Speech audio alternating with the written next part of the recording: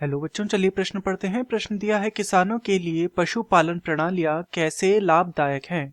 तो इस प्रश्न में हमसे पशुपालन प्रणालियों के विषय में पूछा गया है कि वो कैसे लाभदायक हैं। अर्थात इस प्रश्न की जो मुख्य अवधारणा है, मुख्य अवधारणा जो इस प्रश्न में निहित है वह पशुपालन के विषय में है। पशुपालन। तो चलिए हम सबसे पहले यह समझते हैं कि पशुपालन होता क्या है।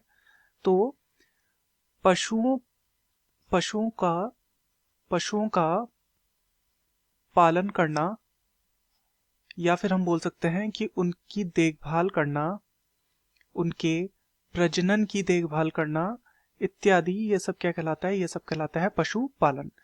इस पशुपालन की क्रियाविधि से मानव को अत्यंत लाभ प्राप्त होता है।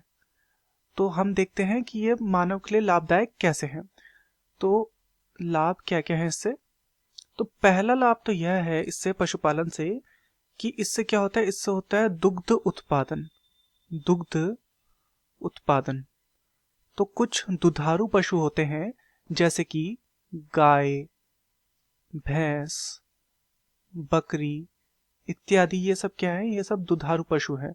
तो इनसे हमें क्या प्राप्त होता है? दूध प्राप्त होता है। तथा जितने भी डेयरी उत्पाद होते हैं जैसे कि पनीर, दही इत्यादि, ये सभी डेयरी उत्पाद होते हैं। तो ये डेयरी उत्पाद भी इन्हीं दुधारू पशुओं से प्राप्त होते हैं, इन्हीं के दूध के माध्यम से प्राप्त होते हैं। दूसरा है, ये कृषि कार्य में भी सहायक होते हैं। कृषि में सहायक होते हैं। जैसे कि बैल होता है, बैल खेत की जुताई में काम आता है। इसके अतिरिक्त यह बोझा उठाने में भी क्या होता है? कारगर होता है। तथा इसके अतिरिक्त तो और भी पशु होते हैं जो कि बोझा इत्यादि उठाने में, श्रम में भी क्या होते हैं? मददगार होते हैं। तीसरा जो प्रयोग है, तीसरा जो ये इनका लाभ है, ये इनका जो अपशिष्ट पदार्थ है, जैसे कि जो गोबर होता है, उसका काफी जगह पर ईंधन के रूप में प्रयोग किया जाता है। तो गोबर के, जैसे हम बोलते हैं, जो उपले बनाए जाते हैं, उन्हें क्या किया जाता है? जलाया जाता है और उन्हें जलाकर ईंधन के रूप में प्रयोग किया जाता है। तो इतने सारे लाभ पशुपालन प्रणालियों से होते हैं। तो प्रश्न में हमसे पूछा गया था कि पशुपालन प्रणालियों कैसे लाभदायक हैं।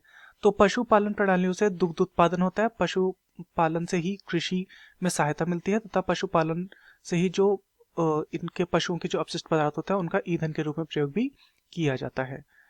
मैं आशा करता हूँ आपकी यह समझ में आया होगा। धन्यवाद।